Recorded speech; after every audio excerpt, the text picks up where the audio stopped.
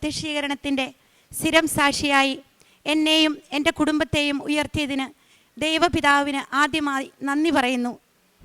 അമ്മ ജീവനോടെ പ്രത്യക്ഷപ്പെട്ട ഈ തിരുവൾത്താരയിൽ കയറി നിന്ന് കുടുംബത്തോടെ വന്ന് സാക്ഷ്യം പറയുവാനായിട്ട് ദൈവം നൽകിയ ഈ അവസരത്തിന് നന്ദി പറഞ്ഞുകൊണ്ട് ദൈവ മഹത്വത്തിനായി ഈ സാക്ഷ്യം ഞങ്ങൾ സമർപ്പിക്കുന്നു. എൻ്റെ പേര് റിൻസി ജോസഫ്. ഞങ്ങൾ ബഹ്റിനിൽ നിന്നാണ് വരുന്നത്. ഇത് എൻ്റെ ഭർത്താവ് പ്രശാന്ത്, ഇത് മൂത്ത മകൾ റൂത്ത്, മകൻ റാഫേൽ, റേച്ചൽ, ഇളയ മകൻ മിഖായേൽ.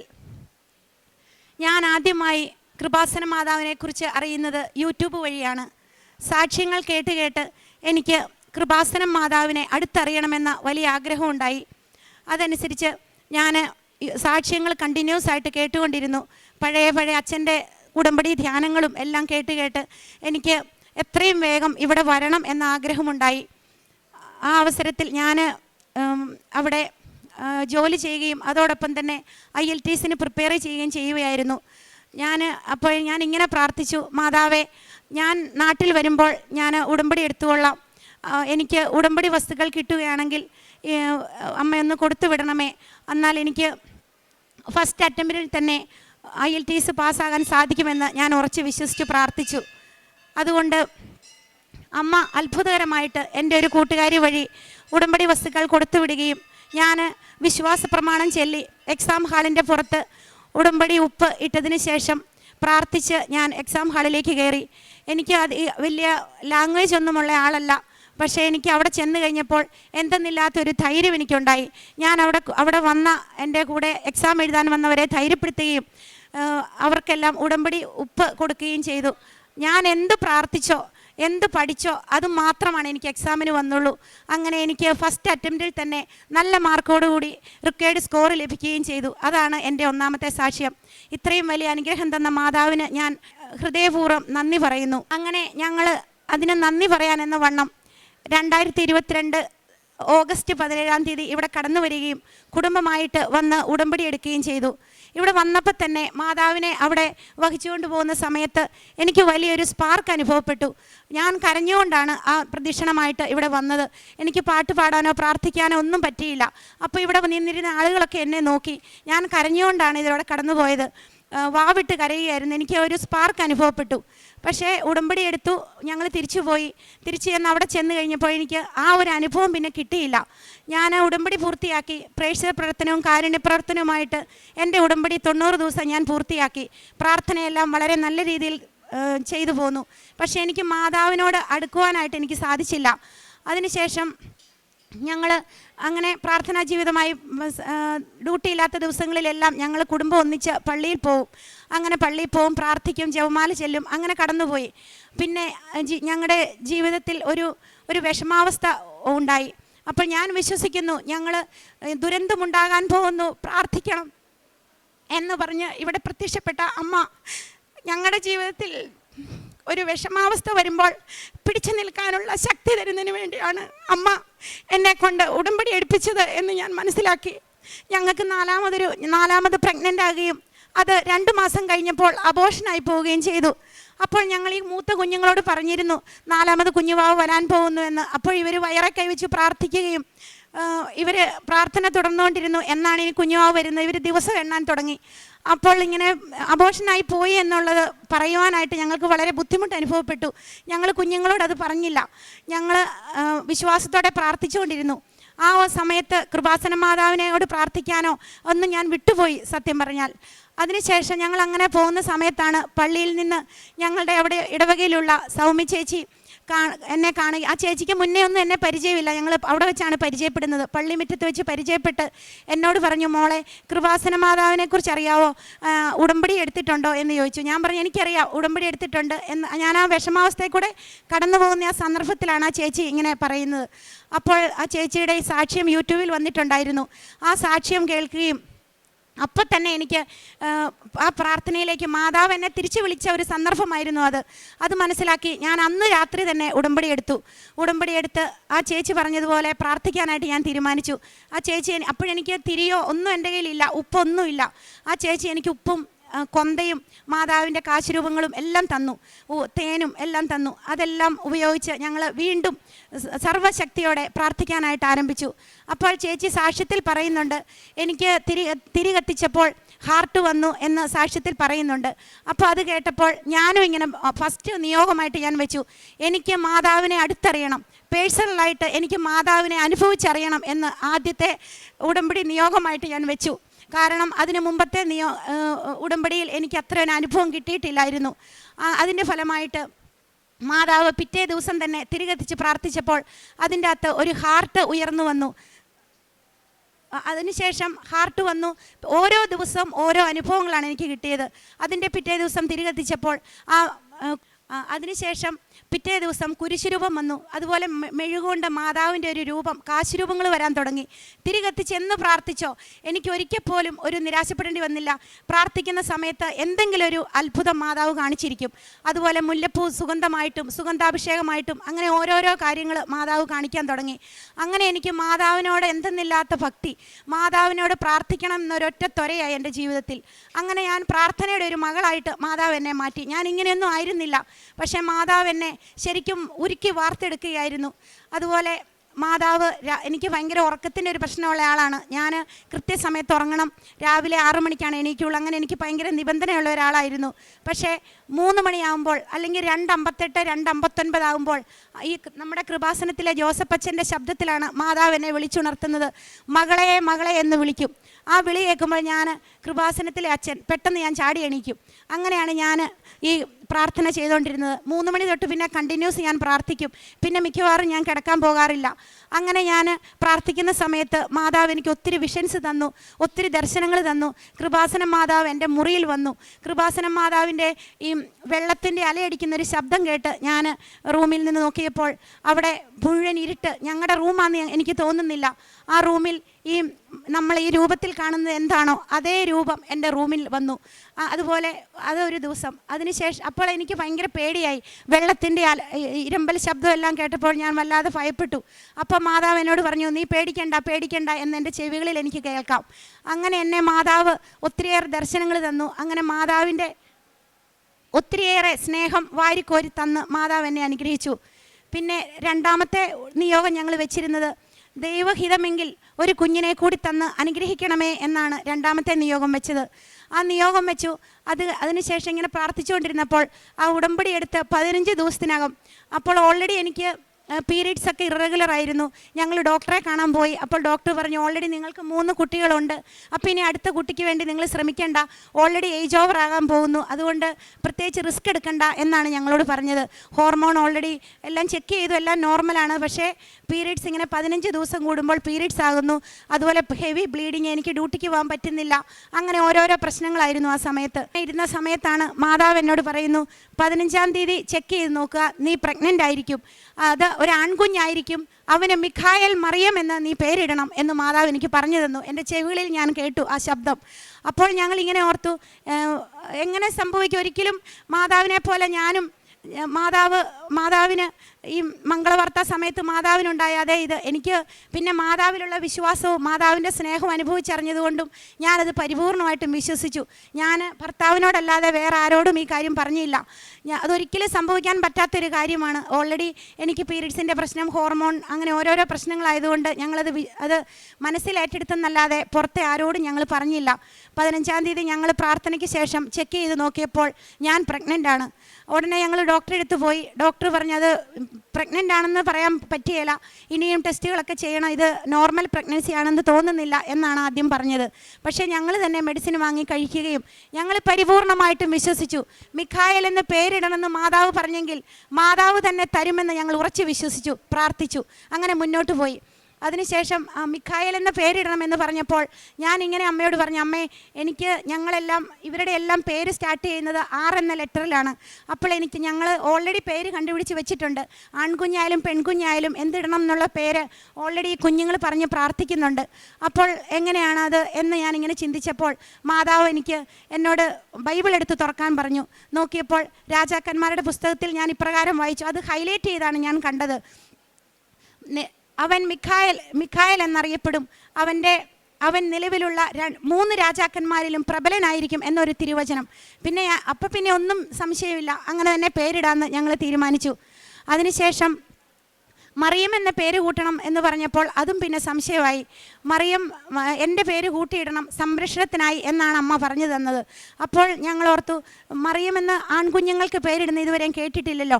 അപ്പോൾ അമ്മ ഫോൺ എടുത്തുകൊണ്ട് വരാൻ പറഞ്ഞു. അപ്പോൾ ഞാൻ ഫോൺ എടുത്ത് തുറന്നപ്പോൾ ഒരു വീഡിയോ ഓപ്പണായി വരികയാണ്, ഒരു ഷോർട്ട് വീഡിയോ, ഒരു റീൽസ്. അതിൻ്റെ അകത്ത് ഒരു ബ്രദറിൻ്റെ സാക്ഷ്യമാണ്.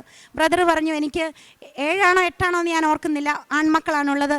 ആ കുഞ്ഞുങ്ങൾക്കെല്ലാം ഞങ്ങൾ മാതാവിൻ്റെ സംരക്ഷണത്തിനായി മാതാവിൻ്റെ പേര് കൂട്ടിയാണ് ഇട്ടിരിക്കുന്നത്. യോഹന്നാൻ മറിയം, ലൂക്ക മറിയം, മത്തായി മറിയം, അങ്ങനെയാണ് അവരുടെ പേര് എന്ന് ആ ബ്രദർ സാക്ഷ്യം പറയുവാണ്. പിന്നെ ഒന്നും ഞങ്ങൾ ചിന്തിച്ചില്ല. ഇവന് മിഖായേൽ മറിയം എന്ന് ഞങ്ങൾ ഉറച്ച് തീരുമാനമെടുത്തു. അത് ഞങ്ങൾ പറഞ്ഞ് പ്രാർത്ഥിക്കാൻ തുടങ്ങി. മിഖായേൽ മറിയത്തെ അനുഗ്രഹിക്കണമേ എന്ന് പറഞ്ഞ് ഞങ്ങൾ വയറിൽ കൈവച്ച് പ്രാർത്ഥിക്കാൻ തുടങ്ങി. അതാണ് അടുത്ത ഒരു സാക്ഷ്യം. 5-ാം മാസത്തിലെ സ്കാനിങ്ങിന് പോയപ്പോൾ ഡോക്ടർ പറഞ്ഞു, ഡോക്ടർ ഒന്നും കാണുന്നില്ല, എന്തോ ഒരു പ്രശ്നമുള്ളതുപോലെയാണ് ഡോക്ടറുടെ മുഖവും സംസാരവും ഒക്കെ. സ്കാനിങ്ങിന് ഞാൻ കിടക്കുവാണ്.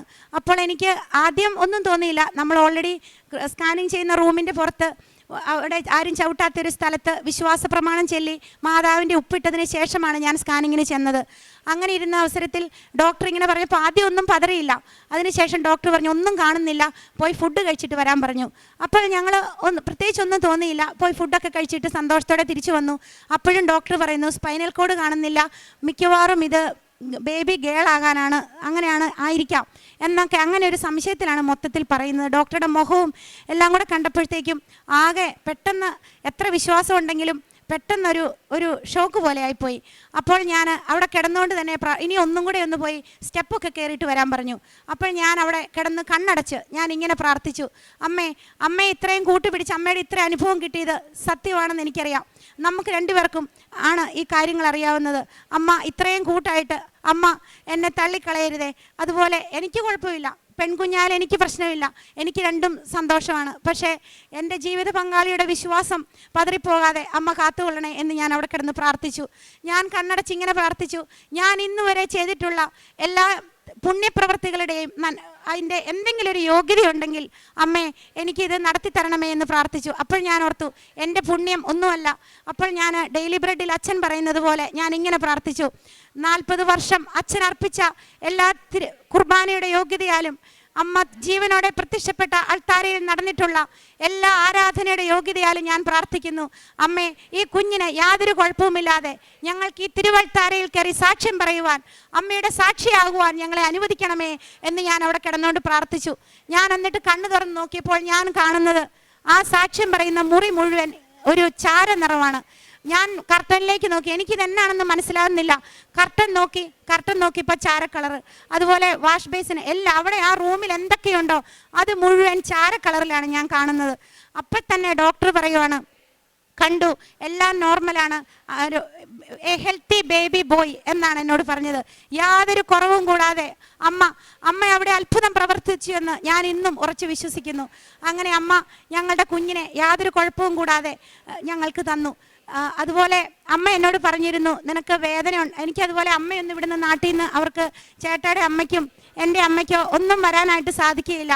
അപ്പോൾ അതുകൊണ്ട് ഞാൻ അമ്മയോട് എപ്പോഴും പറയുമായിരുന്നു, അമ്മേ എൻ്റെ അമ്മ കൃപാസനം അമ്മയാണ്, അമ്മ എൻ്റെ ഡെലിവറി എടുത്തു തരണം എന്ന് ഞാൻ എപ്പോഴും പ്രാർത്ഥിക്കുമായിരുന്നു.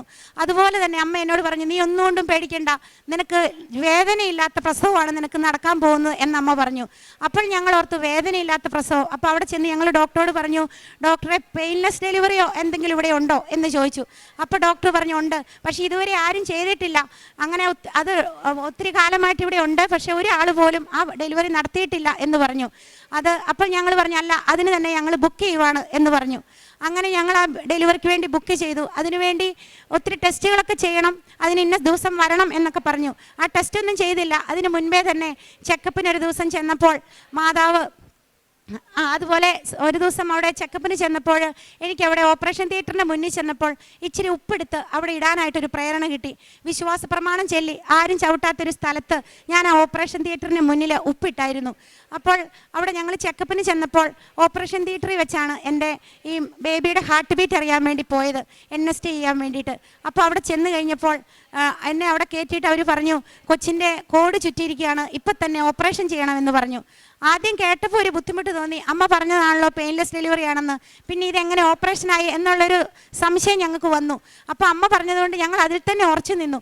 അപ്പോൾ ഡോക്ടർ പറഞ്ഞു, അല്ലല്ല, ഇപ്പോൾ കോഡ് ചുറ്റിയിരിക്കുകയാണ്, നിങ്ങൾ അതിന് ഡെലിവറിക്ക് വേണ്ടിയൊക്കെ വെയിറ്റ് ചെയ്തിട്ടുണ്ടെങ്കിൽ കുഞ്ഞിന് എമർജൻസി ആയി പോവും എന്ന് പറഞ്ഞു. പിന്നെ ഞങ്ങളൊന്നും ചിന്തിച്ചില്ല, ഓപ്പറേഷന് ഒപ്പിട്ട് കൊടുത്തു. അങ്ങനെ പിന്നെ ആകെ ഒരു തിരക്കായിരുന്നു. അപ്പോൾ അവിടെയും മാതാവ് അത്ഭുതം പ്രവർത്തിച്ചു. ഞങ്ങൾ ഡെലിവറിക്ക് വേണ്ടി കയറ്റിക്കഴിഞ്ഞപ്പോൾ കുഞ്ഞുങ്ങളെ ഞങ്ങൾ സ്കൂളിൽ വിട്ടിരിക്കുകയാണ്. ഞങ്ങളെ സഹായിക്കാൻ അവിടെ ഒരാളുമില്ല. വീട്ടിൽ ഞങ്ങൾ മാത്രമേ ഉള്ളൂ. ഞാൻ ഡ്രൈവ് ചെയ്താണ് ചെക്കപ്പിന് പോയിരിക്കുന്നത്. അപ്പോൾ അവിടെ ഞങ്ങളുടെ വണ്ടി പുറത്ത് കിടക്കുന്നു. ഞങ്ങൾക്ക് അവിടെ സഹായിക്കാനായിട്ട് ഒരാൾ പോലും ഇല്ല. അപ്പോൾ മാതാവ് അവിടെ ഞങ്ങളുടെ കൂട്ടായ്മയിലുള്ള ഡോക്ടർ സീന എന്നെ വിളിച്ച് പറഞ്ഞു, ഒന്നുകൊണ്ടും പേടിക്കണ്ട, ഞാൻ നീലത്തിരിയും പച്ചത്തിരിയും കത്തിച്ച് ഞാൻ മാതാവിൻ്റെ മുൻപിൽ പ്രാർത്ഥിക്കും. നിൻ്റെ ഓപ്പറേഷൻ കഴിഞ്ഞു, എല്ലാം സുഖമായെന്ന് കേട്ടിട്ട് മാത്രമേ ഞാൻ ഈ തിരി ഊതുകയുള്ളൂ എന്ന് ഡോക്ടർ പറഞ്ഞു. ആ ഒറ്റ ധൈര്യത്തിലാണ് ഞാൻ ഓപ്പറേഷൻ തിയേറ്റർ അവിടെ അങ്ങോട്ട് എന്നെ അങ്ങോട്ട് മാറ്റുന്നത്. അത്രയ്ക്കൊരു മാതാവ്. ഞാൻ അന്നേരം എൻ്റെ കണ്ണീന്ന് കണ്ണീര് പോയി. ഞാൻ കിടക്കുവാണ്, 2 വശത്തു കൂടെയും കണ്ണീരൊഴുവാണ്. അപ്പോൾ സിസ്റ്റർമാർ എന്നോട് പറഞ്ഞു, ഒന്നുകൊണ്ട് പേടിക്കണ്ട, നീ ധൈര്യപ്പെട്ടിരിക്കും, നീ നേഴ്സാണല്ലോ, ധൈര്യപ്പെട്ടിരിക്കുമെന്ന് പറഞ്ഞു.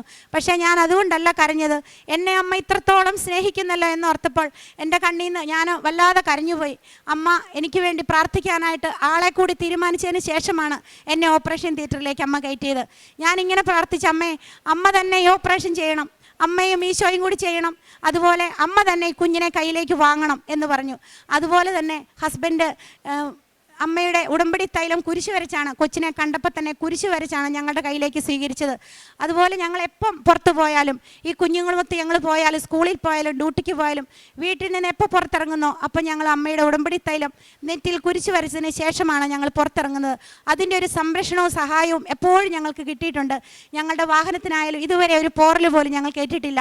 എത്രയേറെ പ്രശ്നങ്ങളിലൂടെ ഞങ്ങൾ കടന്നു പോയാലും അതിലെല്ലാം പിടിച്ചു നിൽക്കുവാനായിട്ട് ഞങ്ങൾക്ക് ശക്തി തരുന്നത് ഈ മാതാവിൻ്റെ ഉടമ്പടി വസ്തുക്കളാണ്, പ്രത്യേകിച്ച് ഉടമ്പടി തൈലം.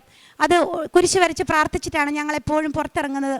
അതിൻ്റെ സംരക്ഷണം ഞങ്ങൾക്ക് ഒന്നല്ല, സമയച്ചുരുക്കം പോലും ഞാനത് പറയുന്നില്ല, ഒത്തിരി കാര്യങ്ങൾ ഞങ്ങൾക്ക് പറയാനുണ്ട്. ഡെലിവറി കഴിഞ്ഞ് വീട്ടിൽ വന്നപ്പോഴും കൊച്ചിനൊരു ചെറിയ പനി പോലും വരാൻ അമ്മ അനുവദിച്ചില്ല. വളരെ കൃത്യമായിട്ട് മാതാവ് എല്ലാ കാര്യങ്ങളും ക്രമീകരിച്ചു തന്നു. അതുപോലെ എന്നെ നോക്കാൻ വന്ന നേഴ്സുമാരെല്ലാം, ഞാൻ കാണുന്നത് ഒരു സിസ്റ്റർ വലിയ കൊന്തയിട്ടുകൊണ്ട് എന്നെ രാത്രിയിൽ ഇഞ്ചക്ഷൻ എടുക്കാൻ വന്നിരിക്കുന്നു. അപ്പോൾ ഞാൻ പറഞ്ഞു, അപ്പോൾ എന്നോട് ഉള്ളിരുന്ന് പറയുവാണ്, കൃപാസനത്തിലെ ആളാണോ എന്ന് ചോദിക്കുമെന്ന്. അപ്പം ഞാൻ നോക്കിയപ്പോൾ സിസ്റ്റർ ഭയങ്കര തിരക്കിലാണ്. അപ്പോൾ അവിടെ സ്റ്റാഫും കുറവാണ്. അപ്പോൾ ഞാൻ വർത്തമാനം പറഞ്ഞുകൊണ്ടിരുന്ന സമയം പോകില്ലോ എന്നോർത്ത് ഞാൻ മിണ്ടിയില്ല. അപ്പോൾ വീണ്ടും അമ്മ എന്നോട് പറയാണ്, ചോദിക്ക് കൃപാസനത്തിലെ ആളാണോ എന്ന് ചോദിക്കുന്നത്. അപ്പം ഞാൻ ധൈര്യപ്പെട്ട് തന്നെ ഞാൻ ചോദിച്ചു, കൃപാസനത്തിലെ ആളാണോ എന്ന് ചെറിയ ശബ്ദത്തിൽ ഞാൻ ചോദിച്ചു. അപ്പോൾ സിസ്റ്റർ ഞെട്ടിയിട്ട് എന്നോട് ചോദിച്ചു, എങ്ങനെ മനസ്സിലായി എന്ന് ചോദിച്ചു. അപ്പം ഞാൻ പറഞ്ഞു, അല്ല കൊന്ത ഇട്ടിരിക്കുന്നല്ലോ എന്ന്. അപ്പോൾ സിസ്റ്റർ പറഞ്ഞു, ഞാൻ കൊന്തയൊന്നും ഇട്ടിട്ടില്ല, ചേച്ചിക്ക് തെറ്റിപ്പോയതാണ്, എവിടെയാണ് കൊന്താന്ന് ചോദിച്ചു. അപ്പം ഞാൻ കാണുന്നുണ്ട് വലിയ കുരുവുള്ള കൊന്ത സിസ്റ്റർ യൂണിഫോമിൻ്റെ പുറത്തുകൂടി ഇട്ടിരിക്കുവാണ്. അപ്പോൾ സിസ്റ്റർ പറഞ്ഞു, എന്നിട്ട് അകത്തേക്ക് വന്ന് എന്നെ കാണിച്ചു തന്നു ഇന്നറിനുള്ളിൽ കുത്തിവെച്ചിരിക്കുന്ന ഒരു ഉടമ്പടി കാശുരൂപം. ആ കാശുരൂപമാണ് ആകെ ഉള്ളതുള്ളൂ, അവിടെ ഒരിക്കലും കൊന്തയൊന്നും അനുവദിക്കുകയില്ല. അപ്പോൾ സിസ്റ്റർ പറഞ്ഞു, ഇതാണ് എൻ്റെ ആകെയുള്ളത്, അതെങ്ങനെ മനസ്സിലായി, ഞാൻ കൃപാസനത്തിലാണെന്ന് എങ്ങനെ മനസ്സിലായി എന്നോട് ചോദിച്ചു. അങ്ങനെ ഞങ്ങൾ തമ്മിൽ സംസാരിച്ചത് മുഴുവൻ ഈ കൃപാസനത്തിലെ കാര്യങ്ങളും എൻ്റെ ജീവിതത്തിൽ മാതാവ് ഇടപെട്ട കാര്യങ്ങളുമാണ് ഞങ്ങൾ ഷെയർ ചെയ്തത്. അതുപോലെ ഞാനിപ്പോൾ എവിടെ പോയാലും, ഒരു മുടി വെട്ടാൻ വേണ്ടി ബ്യൂട്ടി പാർലറിൽ പോയി കഴിഞ്ഞ ദിവസം, അവിടെ സംഭവിച്ചതും ഇത് തന്നെ. മാതാവിനെ കുറിച്ചാണ് അവിടെ പറയുന്നത്. എവിടെ ഒരു കടയിൽ ചെന്നാൽ അവർ പറയുന്നത് ഉടമ്പടിയെക്കുറിച്ചാണ്. അങ്ങനെ എവിടെ ചെന്നാലും മാതാവ് എനിക്ക് ഒത്തിരിയേറെ പേരെ തരുവാണ് മാതാവിനെക്കുറിച്ച് സാക്ഷ്യപ്പെടുത്താൻ. അതുപോലെ എനിക്ക് വളരെ നാണമുള്ള ഒരാളാണ്, മറ്റുള്ളവരോട് സംസാരിക്കാനോ ഒക്കെ എനിക്ക് അവനിലേക്ക് തന്നെ ഒതുങ്ങിക്കൂടുന്നൊരു സ്വഭാവമാണ്. പക്ഷേ മാതാവ് എനിക്ക് പറഞ്ഞു തന്നു, പ്രഭാഷകൻ 15:5 എന്ന വചനം എന്നെ കാണിച്ചു തന്നു. അപ്പോൾ ഞാൻ അത് തുറന്നു നോക്കിയപ്പോൾ സമൂഹമധ്യേ സംസാരിക്കാൻ കഴിവ് നൽകുന്നുവെന്ന്. ആ വചനം കിട്ടിയതിൽ പിന്നെ എനിക്ക് ആരോടും മാതാവിനെക്കുറിച്ച് പറയാൻ ഒരു ലജ്ജയുമില്ല. അവരെന്ത് ചിന്തിക്കുമെന്നോ അതോ നോൺ ക്രിസ്ത്യൻസോ ഒന്നും എനിക്ക് പ്രശ്നമല്ല. അവരോടെല്ലാം മാതാവിനെക്കുറിച്ച് പറയുവാനായിട്ട് മാതാവ് എനിക്ക് കൃപ തന്നു. അങ്ങനെ അതാണ് ഒരു കാര്യം. പിന്നെ കൊച്ചിൻ്റെ മാമോദിസ മാതാവിൻ്റെ ഒരു തിരുനാളിനായിരിക്കുമെന്ന് എന്നോട് മാതാവ് പറഞ്ഞു തന്നിരുന്നു. അതനുസരിച്ച് ഞങ്ങൾ വികാരി അച്ഛനോട് ചെന്ന് ചോദിച്ചു. അപ്പോൾ അച്ഛൻ പറഞ്ഞു, അതൊരിക്കലും സാധ്യതയില്ല, കാരണം അവിടെ ഒബ്ലിഗേഷൻ മാസ് ഉള്ള ദിവസം 4-5 കുർബാന ഉണ്ടായിരിക്കും, അപ്പോൾ ഭയങ്കര തിരക്കാണ്, ഒരിക്കലും നടക്കുകയില്ല എന്ന് എന്നോട് പറഞ്ഞു. അപ്പോൾ ഞാൻ സാരമില്ല എന്നോർത്ത് ഞാൻ പ്രാർത്ഥിച്ചു. അപ്പോൾ അവിടുത്തെ ബിഷപ്പിന് ഒഴിവുള്ളത് ഓഗസ്റ്റ് 15-നാണ്. അതുകൊണ്ട് ഓഗസ്റ്റ് 15-ന് ഈ കുഞ്ഞിൻ്റെ മാമോദിസ നടത്താം എന്ന് പറഞ്ഞ് ബിഷപ്പ് തന്നെ നടത്തുകയും മാതാവ് എത്രത്തോളം നല്ലതായിട്ട് അവിടെ ക്രമീകരിച്ചു തന്നെന്ന് ഞങ്ങൾക്ക് പറയാൻ വാക്കുകളില്ല. അതുപോലെ അപ്പം ഞങ്ങൾ കൊച്ചിനെയും കൊണ്ട് വെള്ള ഉടുപ്പ് പിടിച്ച് പള്ളിയിലേക്ക് ചെല്ലുമ്പോൾ മാതാവിനെ ഒരുക്കി വെച്ചിരിക്കുന്നതാണ് കണ്ടത്. അത് കണ്ടതേ കരഞ്ഞുപോയി. പ്രേക്ഷിതപ്രവർത്തനം പറഞ്ഞിട്ടുണ്ടെങ്കിൽ ഞാൻ ആരെ കാണുന്നോ അവരോട് മാതാവിനെക്കുറിച്ച് ഞാൻ പറഞ്ഞു കൊടുക്കും. അത് എൻ്റെ അനുഭവസാക്ഷ്യമാണ് ഞാൻ പറയുന്നത്. എനിക്ക് ഈ കുഞ്ഞുണ്ടായ കാര്യവും മാതാവ് എനിക്ക് പറഞ്ഞു തന്ന കാര്യങ്ങളും എന്നെ വചനം പഠിപ്പിച്ചതും എല്ലാം ഞാൻ പറഞ്ഞു കൊടുക്കും. മിക്കവാറും അവർ കരഞ്ഞുകൊണ്ടാണ് എൻ്റെ മുന്നിൽ നിന്ന് കടന്നു പോകുന്നത്. സന്തോഷത്തോടെ കരഞ്ഞ് ഞങ്ങൾ രണ്ടുപേരും കരഞ്ഞ് അങ്ങനെയാണ് ഞാൻ ഓരോ കാര്യങ്ങളും മാതാവിനെക്കുറിച്ച് പറഞ്ഞു കൊടുക്കുന്നത്. അതുപോലെ നോൺ ക്രിസ്ത്യൻസോ ഒന്നും അങ്ങനെയുള്ള പലരും എൻ്റെ കയ്യിൽ നിന്ന് ഈ കാശ് രൂപം മേടിക്കുകയും ഒത്തിരി പേര് ഞാൻ മൂലം ഇവിടെ വന്ന് ഉടമ്പടി എടുക്കുകയും ചെയ്തു. അവർക്കൊക്കെ ഓരോ അനുഭവങ്ങൾ കിട്ടുകയും ചെയ്തു. ഞാൻ അവർക്ക് വേണ്ടി പ്രാർത്ഥിക്കുകയും ചെയ്യും. കാരണം ഇവിടെ വന്ന് നിരാശരായി പോകാൻ അനുവദിക്കരുതേ അമ്മേ എന്ന് പറഞ്ഞ് ഞാൻ പ്രാർത്ഥിക്കുകയും ചെയ്യും. അതുപോലെ കാരുണ്യപ്രവൃത്തി എന്ന് പറഞ്ഞിട്ടുണ്ടെങ്കിൽ ഞങ്ങൾ ആദ്യമൊക്കെ അവിടെ അടിച്ചു വാരാൻ വരുന്നവർക്കൊക്കെ ഫുഡ് ഉണ്ടാക്കിയൊക്കെ കൊടുക്കുമായിരുന്നു. പിന്നെ ആയപ്പം ഞങ്ങൾ വണ്ടി എടുത്തു പോകും. സാലറി കിട്ടിക്കഴിയുമ്പോൾ വഴി കാണുന്ന റോഡ് അടിച്ചു വാരുകയും അങ്ങനെയുള്ള ആളുകൾക്ക്, ബംഗാളികൾക്ക് അങ്ങനെയൊക്കെ ഫുഡ് കഴിക്കാനുള്ള പൈസ കൊടുക്കുകയും ചെയ്തു. അതുപോലെ പല നാട്ടിലേക്ക് എൻ്റെ അമ്മ വഴിയായിട്ടും ഞങ്ങളങ്ങനെ സഹായം ചെയ്തിട്ടുണ്ട്. അങ്ങനെ ഓരോരോ ഒരു മരിക്കാറായി കിടക്കുന്ന ഒരു രോഗിക്ക് എല്ലാ മാസവും പൈസ അയച്ചു കൊടുക്കുകയും അങ്ങനെ ഓരോരോ കാര്യങ്ങൾ. അതിനൊന്നും എനിക്കൊരു മടിയും തോന്നുന്നില്ല. എൻ്റെ സാലറിയുടെ ഒരു ഇത്ര ശതമാനം ഞാൻ ചേട്ടായിട്ട് പറഞ്ഞിട്ടുണ്ട്. അത് ഞാൻ എനിക്ക് ആരെ കാണുമ്പോൾ എനിക്കിത് കൊടുക്കണം തോന്നുന്നു അവർക്ക് കൊടുക്കാൻ വേണ്ടി ചില്ലറയായിട്ട് എനിക്ക് തരണം എന്ന് ഞാൻ പറയും. അപ്പോൾ അങ്ങനെ എനിക്ക് ചില്ലറയായിട്ട് എൻ്റെ ബാഗിൽ എപ്പോഴും ഉണ്ടായിരിക്കും. ആരെ കാണുന്നു അവരെ കാണുമ്പോൾ ഞാൻ വണ്ടി നിർത്തി അവർക്ക് ആ പൈസ കൊടുത്തതിന് ശേഷമാണ് ഞാൻ മടങ്ങിപ്പോകാറുള്ളൂ. അതാണ് അടുത്ത കാര്യം. പിന്നെ അടുത്ത ലാസ്റ്റായിട്ട് പറയാനുള്ളത്, ഞങ്ങൾ യുദ്ധമൊക്കെ കൊണ്ട് ഞങ്ങൾക്കിങ്ങനെ വരാൻ പറ്റുന്നില്ലായിരുന്നു. അപ്പം ഞാൻ അമ്മയോട് പ്രാർത്ഥിച്ചു, അമ്മയുടെ സാക്ഷ്യം ദൈവമഹത്വത്തിനായിട്ട് അനേകരുടെ മുന്നിൽ സാക്ഷ്യം പറയാനായിട്ട് ഞാൻ ആഗ്രഹിക്കുന്നു. അതിനുവേണ്ടി അമ്മ എന്നെ സഹായിക്കണമേ എന്ന് പ്രാർത്ഥിച്ചു. ഞങ്ങൾക്കൊരു തടസ്സവും കൂടാതെ നാട്ടിൽ വരാനും ഞങ്ങൾക്കിവിടെ കൃപാസനത്തിൽ ഇന്നലെ ഇവിടെ വരാനും ഉടമ്പടി പുതുക്കാനും അമ്മ അവസരം തന്നു. ഇന്നലെ വന്നപ്പോൾ ഞാൻ ഒത്തിരി തിരക്കുണ്ട്. അപ്പം ഞാൻ അമ്മയോട് പറഞ്ഞു, അമ്മയുടെ രൂപം വഹിക്കാൻ ആഗ്രഹമുണ്ട്, പക്ഷേ സാരമില്ല, ഒത്തിരി പേരുള്ളതുകൊണ്ട് എനിക്ക് തിരിയാണേലും തന്നാൽ മതിയെന്ന് ഞാൻ പ്രാർത്ഥിച്ചു. അപ്പോൾ ടോക്കണൊന്നും എനിക്ക് കിട്ടിയില്ല. പക്ഷേ എനിക്ക് ലാസ്റ്റ് നിന്ന് എന്നെ ആ ചേച്ചി വിളിക്കുകയും എനിക്ക് ഒരു ടോക്കൺ തന്നു. ഞാൻ തിരിച്ചു നോക്കിയപ്പോൾ മാതാവ് എന്നെഴുതി വെച്ചിരിക്കുന്നു. എനിക്ക് പിന്നെ ഒന്നും വേണ്ട, എനിക്ക് ഭയങ്കര സന്തോഷമായി. മാതാവിനെ വഹിച്ചുകൊണ്ട് അവിടുന്ന് ഇവിടം വരെ പ്രദക്ഷിണം നടത്തുവാനായിട്ട് അമ്മ എന്നെ സഹായിച്ചു. അമ്മ എൻ്റെ കൂടെയുണ്ടെന്ന് ഞാൻ ഉറച്ചു വിശ്വസിക്കുന്നു. ഞാൻ എപ്പോൾ പ്രാർത്ഥിച്ചാലും എന്തൊരാവശ്യത്തിന് പ്രാർത്ഥിച്ചാലും അതിന് മുൻപേ തന്നെ അമ്മ അത് ചെയ്തു തരുന്ന ഒരു അനുഭവമാണ് എനിക്കുള്ളത്. ഞങ്ങൾ ദൈവമഹത്വത്തിനായിട്ട് ഞങ്ങൾ ഈ സാക്ഷ്യം സമർപ്പിക്കുന്നു. യേശുവേ നന്ദി, യേശുവേ സ്തുതി. യേശയ്യാ പ്രവാചകന്റെ പുസ്തകം 60-ാം അധ്യായം 1 മുതലുള്ള വാക്യങ്ങൾ. ഉണർന്ന് പ്രക്ഷോഭിക്കുക, നിന്റെ പ്രകാശം വന്നു ചേർന്നിരിക്കുന്നു. കർത്താവിൻ്റെ മഹത്വം നിന്റെ മേൽ ഉദിച്ചിരിക്കുന്നു. അന്ധകാരം ഭൂമിയെ കോരിരട്ട ജനതകളെയും മൂടും. എന്നാൽ കർത്താവ് നിന്റെ മേൽ ഉദിക്കുകയും അവിടുത്തെ മഹത്വം നിന്നിൽ ദൃശ്യമാവുകയും ചെയ്യും. പരിശുദ്ധ അമ്മയുടെ പ്രത്യക്ഷീകരണ സാക്ഷിയായിട്ട് റിൻസി ജോസഫ് കണ്ണൂർ തൻ്റെ അനുഭവസാക്ഷ്യം നമുക്ക് മുമ്പിൽ പങ്കുവെക്കുകയായിരുന്നു. ഉടമ്പടിയോട് ചേർന്ന് കൊണ്ടുള്ള ജീവിതവും ഉടമ്പടിയിൽ എപ്രകാരമായിരിക്കണം എന്നുള്ളൊരു വിശ്വാസം തന്നെയാണ് ഈ മകളെ അൽത്താരക്ക് മുമ്പിൽ സാക്ഷിയായിട്ട് മാറ്റുകയൊക്കെ ചെയ്യുന്നത്. തനിക്ക് IELTS പാസ്സാകുവാനും അതിനെ തുടർന്ന് തങ്ങളുടെ ജീവിതത്തിലെ വലിയ അനുഗ്രഹമായ 4ാമതൊരു കുഞ്ഞിനെ നൽകി അനുഗ്രഹിക്കുകയും പരിശുദ്ധ മാതാവ് ചെയ്തു.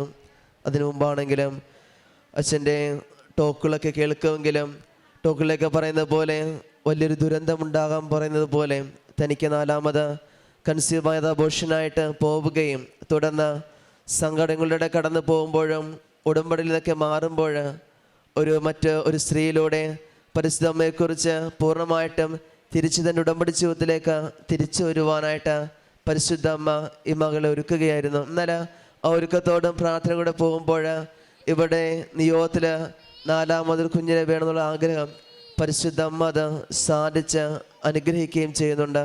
അവർക്ക് 4ാമതൊരു കുഞ്ഞിനെ പരിശുദ്ധ അമ്മ നൽകി അനുഗ്രഹിക്കുകയും ആ മകന് മിഖായേൽ മറിയമെന്ന പേര് നൽകുകയും അതിനെ തുടർന്നാണെങ്കിലും മുമ്പോട്ടുള്ള ജീവിതത്തിൽ പരിശുദ്ധ അമ്മയുടെ ഒരു വലിയ സംരക്ഷണയിലാണ് പോയിക്കൊണ്ടിരുന്നത്.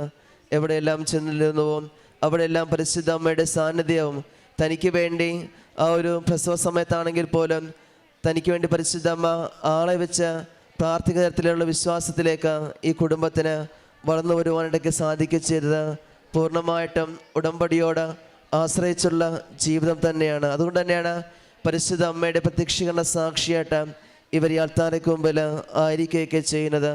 നമുക്ക് പ്രാർത്ഥിക്കാം. ഇനി മുമ്പോട്ടുള്ള ഇവിടെ ജീവിതത്തിൽ പരിശുദ്ധ അമ്മ ഇനി ഇവരെ പ്രത്യക്ഷീകരണ സാക്ഷികളായിട്ട് ഈ അൾത്താരയിൽ ഉയർത്തട്ടെ എന്നും ഒപ്പം ഈ അൾത്താരയ്ക്ക് മുമ്പിലായിരിക്കുന്ന നമ്മുടെ എല്ലാവിധമായ ആവശ്യങ്ങളും പരിശുദ്ധ അമ്മയോട് സമർപ്പിച്ചുകൊണ്ട് നമ്മൾ ഓരോരുത്തരെയും പരിശുദ്ധ അമ്മയെ പ്രത്യക്ഷീകരണ സാക്ഷികളായിട്ട് ഉയർത്തട്ടെ എന്ന് നമുക്കും പ്രാർത്ഥിക്കാം. അത്യപൂർവ ദൈവാനുഭവങ്ങൾ ഇനി നിങ്ങൾക്കും സ്വന്തം.